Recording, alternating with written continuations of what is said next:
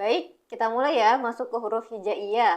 Pada modul RBA Robaniyun, pembelajaran huruf hijaiyah disusun sesuai dengan makhrijul huruf, dibagi menjadi 4. Yang pertama, huruf tenggorokan. Yang kedua, huruf lidah yang lidahnya tidak keluar.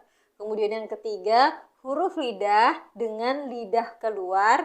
Dan yang keempat adalah huruf bibir. Kita mulai dari huruf-huruf tenggorokan. Kita mulai dari 2 huruf pertama. Silakan dibuka di modul 1 pada halaman 2. Ada huruf hamzah dan ha besar. Yang pertama, kita jelaskan dulu bagaimana bentuknya. Kita mulai dari hamzah. Pada hakikatnya huruf hamzah berbentuknya seperti ini. Dalam Quran Standar Timur Tengah ada 4 bentuk penempatan huruf hamzah. Yang pertama, hamzah berdiri sendiri. Hamzahnya saja. Lalu yang kedua, hamzah di atas alif. Yang ketiga, hamzah di atas ya. Dan yang keempat, hamzah di atas waw. Jadi, semisal nanti menemukan huruf hamzah di atas waw, yang dibacanya adalah hamzahnya a, bukan huruf wawnya, bukan huruf wa ya. Kemudian, kenali kepada peserta perbedaan antara hamzah dan alif. Nah, dari bentuknya saja sudah beda ya, hamzah seperti ini dan alif seperti ini. Pada Al-Quran Standar Timur Tengah, alif tidak bisa diberi harokat, baik fathah, kasroh, ataupun domah. Dan juga tidak bisa menjadi harokat, seperti ini. Karena alif itu fungsinya hanya untuk memanjangkan bacaan, memanjangkan huruf apabila sebelumnya berharokat fathah. Nanti lebih jelasnya akan dibahas di bab memanjangkan bacaan. Intinya, alif itu adalah satu-satunya huruf hijaiyah yang tidak dapat diberi harokat. Kemudian, pengucapan huruf hamzah sangat mudah juga ya. Seperti kalau di Latin bahasa Indonesia itu seperti huruf A. Ingat, mulut harus dibuka ya. A. Nah, kemudian untuk makhrajnya berada di tenggorokan bagian bawah. Kalau laki-laki di jakun, kalau perempuan bisa dicek dengan menelan. Nah, ada yang rasa gerak-gerak itu ya. Nah, disitulah tempat keluarnya huruf hamzah. Coba ikuti saya. A. Coba menggunakan metode sukun fathah. Disukunkan lalu difathahkan. A. Ikuti. A. Pastikan terputus ya. A.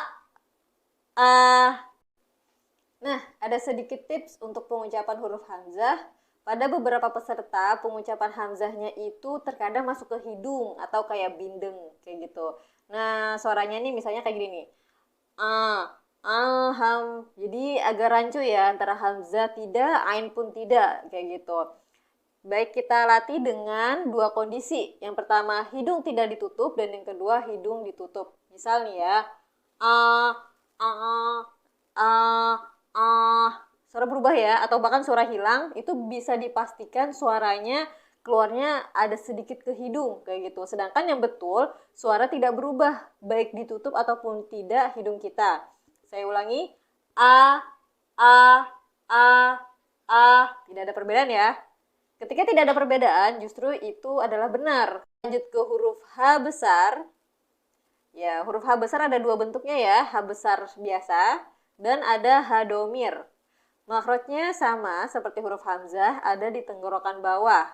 Dan cara bacanya seperti Latin di huruf Indonesia itu huruf H, H pada umumnya. Baik, boleh diikuti. H. Bisa digunakan metode sukun fathah. Ya, kayak gitu. Pastikan suara yang keluar itu senatural mungkin. Jadi jangan sampai karena H besar jadi suaranya sampai ngebas. Tidak seperti itu ya. Kalau itu bisa jadi dia malah suaranya keluarnya dari dada. Bedakan ya, suara yang keluar dari tenggorokan H, harimau, dan suara yang dari dada harimau. Beda ya. Beda ya, kedengeran ya. Nah, jangan sampai suara keluar dari dada. Karena nanti malah capek ngajinya, terlalu banyak nafas yang keluar.